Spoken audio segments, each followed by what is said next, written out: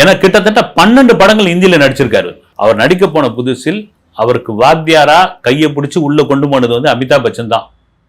அதே போல அவங்களுக்கு அவர் ரஜினிக்கு இன்னொரு பேக் போனா இருந்தவங்க, ஒரு துணையா இருந்தவங்க, நீ இண்டஸ்ட்ரியில கலக்கு, நீ கலக்கு தம்பி, நான் பாத்துக்கலாம், நீ தூள் கலப்பு அப்படின்னு சொன்னவங்க வந்து நடிகை ஹேமமாலினி, நம்ம ஊர் லேடி அவங்க. இதெல்லாம் மீறி பல இந்தி படங்கள் அவர் பல படங்கள்ல நடிச்சிருக்கு. கங்குவா மாதிரியான படங்கள், எல்லா படங்களும் வாங்க. இந்தியில ரஜினிக்குன்னு ஒரு ஆடியன்ஸ் இருக்குது. வந்து உங்களுக்கு ஒரு சம்பவம் சொல்லணும்னா, இந்தியில பேவா பா அப்படின்ற ஒரு படம் வந்து, அந்த படம் வந்து தேவர் பிலிம்ஸ் வந்து தயாரிக்கிறாங்க. அந்த படத்தை அநேகமாக ஆர் தியாகராஜன் டைரக்ட் பண்ணார்னு நினைக்கிறேன்.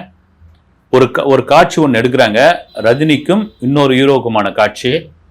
அது வந்து அந்த ஹீரோ வந்து ரீடேக் வாங்கிட்டே இருக்கிறாரு. அவர் நேராக வந்து டைரக்டர் கிட்ட சொல்றாரு வந்து, சார் ப்ளீஸ், ரஜினி கண்ணில் ஏதோ ஒரு பவர் இருக்கு, இந்த 1-to-1 பார்க்குற மாதிரியான ஒரு காட்சி தயவுசெய்து எடுக்காதீங்க, கட் ஷாட் வச்சு எடுத்துங்க, எனக்கு பயங்கர டிஸ்டர்பன்ஸ் ஆகுது அந்த கண்ணை பார்க்கும்போது ரியலாக சொன்ன ஒரு விஷயம். இது அப்போதைய மீடியாக்களில், பாலிவுட் மீடியாக்களில் மும்பையில் பெரிய அளவில் பேசப்பட்டது. அந்த நடிகர் வேற யாரும் இல்லை, ராஜேஷ் கண்ணா. எதுக்கு சொல்ல வரேன்னா, அந்த அளவுக்கு ரஜினிக்கான ஃபேன்ஸ் இருக்காங்க. வந்து அங்கே போனால் மராத்திலையும் பேசுவார். வந்து அப்படி பாம்பேல போனால் நம்ம ஊர் கார் வந்துட்டார், அது ரஜினியே சொல்லியிருக்காரு.